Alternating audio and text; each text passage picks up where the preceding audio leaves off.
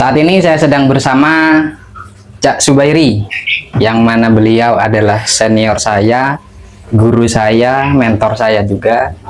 Dan saat ini beliau sedang aktif sebagai ketua kelompok tani. Ya, kelompok tani Barokah Tani Di desa Wonokusumo, Kecamatan Tapen, Kabupaten Bondowoso. Oke.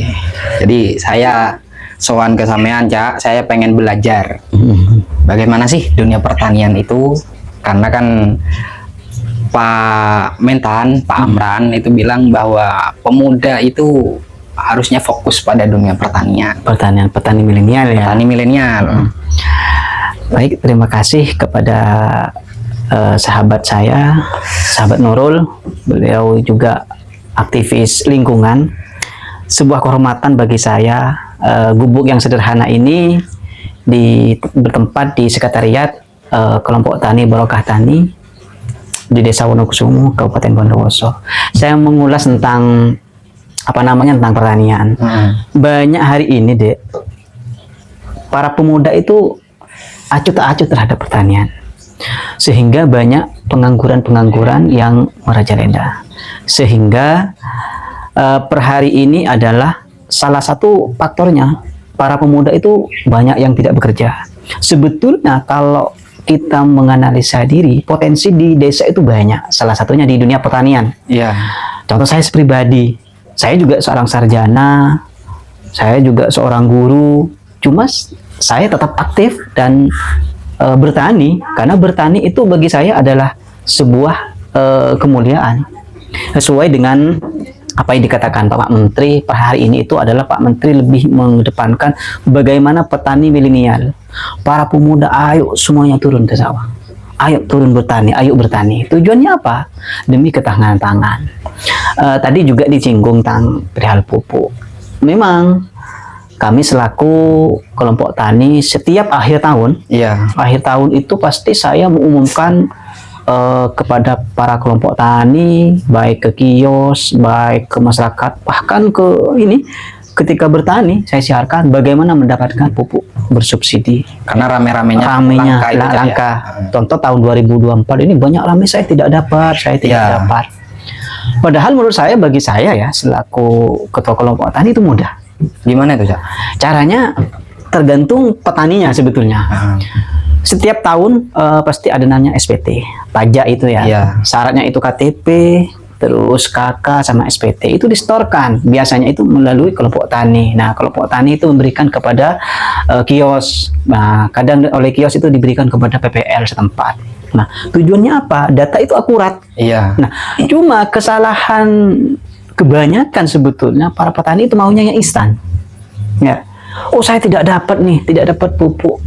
Padahal kami sudah menginformasikan media, bahkan pakai speaker. Ketika sudah tidak dapat rame.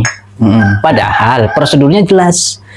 Petani itu mengajukan terlebih dahulu melalui Poktan. Nah, baik KTP, terus SPT yang terbaru, untuk mendapatkan subsidi itu maksimal itu lahannya 2 hektar. Kurang lebih 20 hektar. Berarti ada alokasi maksimalnya ada. Kalau sudah lebih, itu masuk kategori mampu. Kategori mampu, tidak berhak untuk mendapatkan subsidi dari pemerintah. Contoh saya tahun 2024 dapat hari ini. Karena kenapa? Saya menyetorkan kepada kios, KTP, SPT, dan KK, dan alhamdulillah dapat. Nah, itu. Nah, ini PR bagi saya. Bahkan di kelompok saya juga banyak. Dulu pernah, ini kesalahan yang terbaru yang saya temukan, dulu pernah mengajukan kelompok tani saya banyak, ternyata lagi-lagi tidak ngeling kependudukannya itu. KTP-nya tidak ngeling kepada dinas pendudukan. Kebanyakan kalau di desa, biasanya nih, atas nama contoh Nurul Hidayah Pak Selfie. Nah, yang benar itu kan Nurul Mahmudah, yang benar kan. Tapi desa biasanya Pak Selfie. Sehingga diubah, yang terbaca di dinas pendudukan itu Nurul Hidayah. Paknya tidak ada. Ini kesalahan bagi kita ya, bagi pedesa petani, ngapain? Padahal itu sangat berpengaruh. Sangat pengaruh pada proses ini. Proses administrasi. Begitu. Jadi administrasi yang perlu kedepannya juga diperbaharui, Betul. baik dari para petani sendiri yang disinkronkan dengan data di Dispendo. ya. Betul. Karena tahun 2024 itu banyak yang tidak dapat subsidi, bahkan dulu pernah kejadian itu di kelompok saya itu biasanya tidak dapat gara-gara hanya beda satu nama, hanya paknya itu. Oh, berarti adanya isu itu hanya orang-orang yang dekat, itu hanya orang-orang yang punya kepentingan dapat subsidi itu tidak ada sebetulnya. Itu hanya isu. Bagi saya gak hanya isu. Kita siapapun boleh, katanya Pak Menteri itu, boleh siapapun boleh mendapatkan subsidi itu dengan catatan dia bukan orang kategori orang mampu. Sawahnya lebih dari 20 hektar. Oke. Tetapi kalau selama itu di bawah itu boleh siapapun. Yang penting administrasinya terpenuhi. Nah, ngomong-ngomong soal statement Pak Mentan itu ya, adanya harga gabah, Cak. Gabah. Kan katanya di media sosial, Iya, betul. di berita-berita itu harga gabah minimal 6.500. 6.500. Itu gimana, Cak, di lapangan? Kalau di lapangan sebetulnya banyak. Kalau hari ini saya masih belum update ya, cuma informasi katanya saya kan ini katanya benar tidaknya masih belum. Karena hari ini kita di Bondowoso masih belum panen. Ada sih sebetulnya yang sudah panen. Hari ini khususnya di daerah saya itu masih belum panen. Ada yang 6.300, ada yang 6.500. Tapi masih variabel lah bagi saya. Cuma harapan terbesar khususnya saya selaku kelompok tani kepada aparat baik pemerintah Kabupaten Bondowoso atau mungkin penegak hukum seperti polisi, Babinsa dan lain-lain, monggo itu diawasi tempat penimbangan atau pengepul lah ya, dikhawatirkan gudang-gudang padi dikhawatirkan begini, kita petani sudah usaha semaksimal mungkin, kita bertani menunggu waktunya lama, sahabat Nurul, itu lama. Tapi ketika sudah dibeli alasannya basah, alasannya kurang kering, itu alasan sudah biasa. Makanya harapan saya selaku ketua itu kepada penegak hukum, monggo diawasi. Harga gabah minimal 6.500. Nah, kalau tidak diawasi, ya petaninya rugi. Iya, Cak. Kan sebentar lagi ini akan panen raya, khususnya di daerah Kecamatan Tapen, insya Allah habis Lebaran atau mungkin pas bulan puasa ini ada yang sudah panen. Jadi kalau tidak diawasi, mereka yang pemborong itu dengan seenaknya. Tujuannya apa? Kalau sudah diawasi demi ketahanan pangan yang selalu diketol-ketolkan oleh Presiden kita. Jadi menjadi tanggung jawab bersama. Tanggung jawab sendiri bagi kita, bahkan para petani. Makanya saya mengajak, saya pengen lah seperti sampean ini masih muda loh ya. Menurut saya ayo bertani. Insya Allah, Cak, siap. Masih bertani. Apa sih? Bertani itu kita harus turun tani. Iya. Ya, tidak harus kita jadi petani. Bagaimana kita punya ilmu itu, kita selalu contoh nih para pemuda seperti saya. Saya juga bertani. Sambil lalu saya kolaborasi dengan para kios atau mungkin dengan para kerjasama dengan PPL atau dengan dinas pertanian, bekerja sama. Khususnya di daerah Kecamatan Tapen itu sedikit lah untuk petani milenial ini yang enggan. Biasanya kalau sudah sarjana, mau bertani. Padahal lebih itu pada gengsi begitu. Gengsi yang di depan, padahal bertani itu bisa membuat kita itu kaya. Kaya betul. Cuma bagi saya petani itu asik. Gimana itu, Cak? Petani itu asik kenapa? Satu ya, kita setiap panen kita pasti dapat uang. Dan itu murni. Kita sudah apapun yang kita tanam pasti kita akan yang menikmatinya. Karena banyak yang dikatakan pepatah itu, banyak seorang petani bisa melahirkan seorang sarjana. Tetapi tidak semua sarjana mau jadi petani. Iya, betul. Betul. Enggak, kalau sudah jadi sukses nggak mau bertani. Padahal dulunya jadi orang petani. Nah, makanya petani itu asik. Setiap panen, baik petani cabai hari ini alhamdulillah sudah mulai mahal. Bagi masyarakat kita luar biasa. Padi, petani singkong, jagung, dan banyak lagi. Contoh di pagar, contoh di depan rumah saya ini saya maksimalkan loh untuk ini pembibitan. Iya. Pembibitan selama ada tanah, ayo kita fasilitasi, ayo kita kembangkan begitu. Kalau sampean sendiri, Cak, saat ini fokus penanaman bibitnya itu ke apa? Saya fokus ada di cabai hari ini.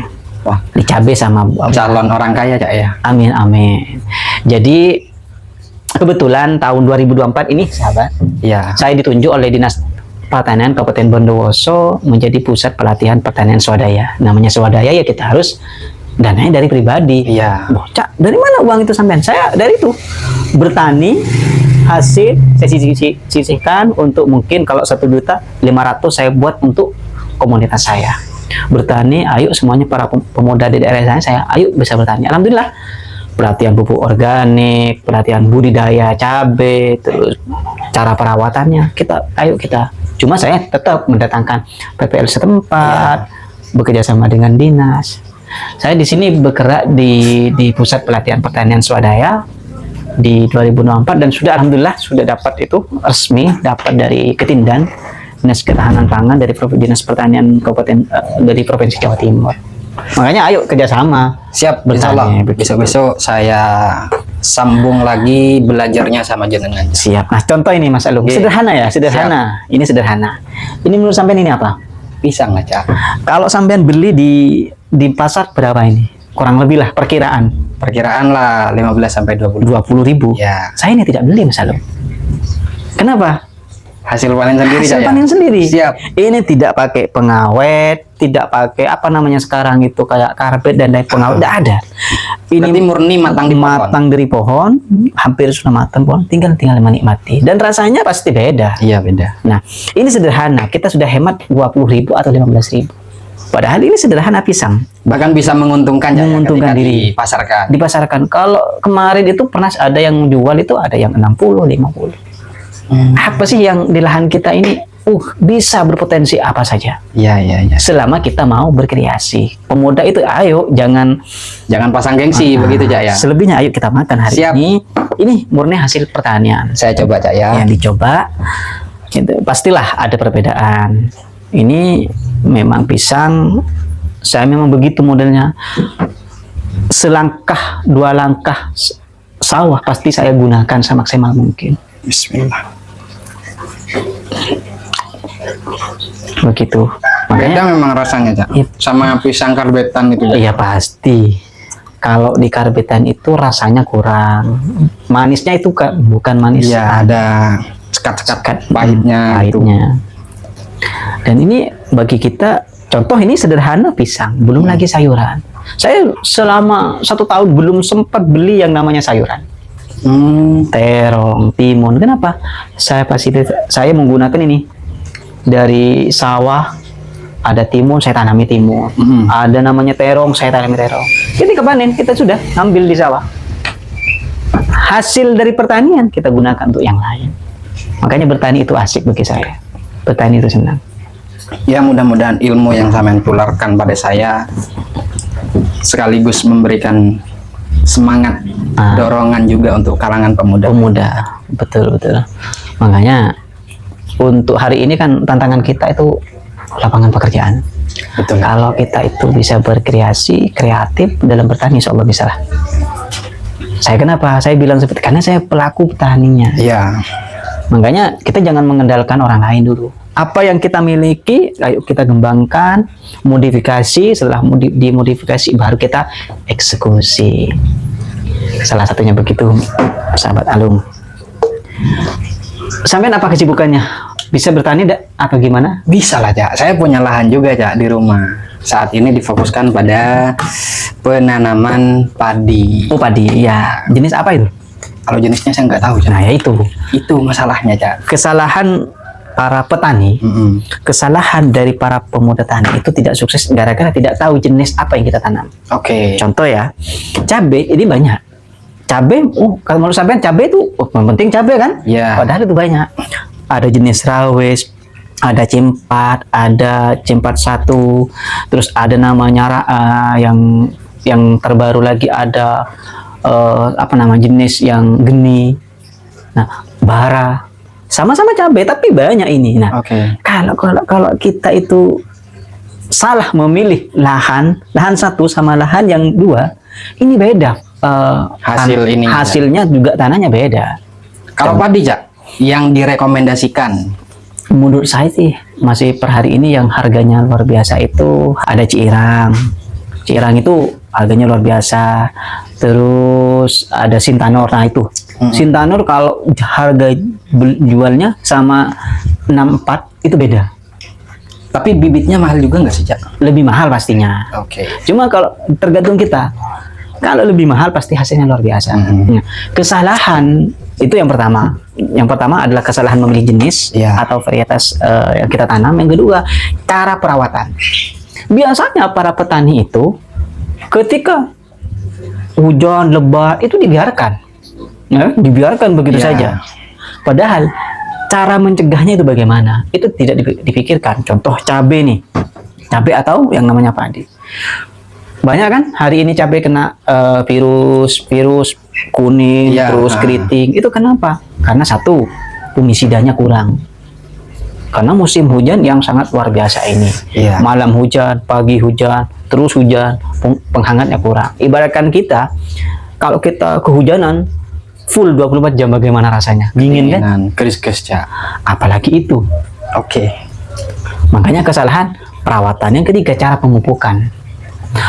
Banyak mindset yang ditanamkan oleh petani dulu, kalau pupuknya banyak, pupuknya luar biasa, itu pasti hasilnya maksimal. Belum tentu. Kenapa? Karena setiap masing-masing varietas itu ada yang mau pupuk banyak, ada yang tidak mau. Biasanya semakin banyak maka semakin kerdil. Iya. Nah itu kan. Yang berikutnya adalah hama yang mereka. Makanya kalau kita sudah dari ibaratkan gini, petani itu kayak bayi. Kita openi dari kecil terus sampai kita panen. Begitu Mas Alung. Oke, makasih banyak, Cak. Siap. Arahannya, sarannya, termasuk ilmunya yang paling penting itu, Cak. Makasih banyak. Makanya Mungkin siap. ada saran, Cak, yang bisa disampaikan untuk kalangan pemuda khususnya di Bondowoso. Saran kepada para pemuda, makanya saya hari ini itu memakai petani, memang ini petani muda milenial. Ya, karena saya masih muda dan milenial. Ayo Siap. mengajak para pemuda, ayo bertani, jangan malu untuk bertani, karena bertani itu asik dan bertani itu dapat membuat kita itu kaya. Amin. Gitu. Itu pesan-pesan saya. Ayo semangat bertani. Karena teori tanpa aksi itu bagaikan halusinasi yang tidak akan berdaya sampai kapanpun. Siap, senior. Kita action begitu. Makasih banyak, Cak, ya. Siap. Waktunya, pisangnya juga memang rasanya beda. Alhamdulillah. Gak apa-apa. Ayo dimakan. Karena ini tidak beli.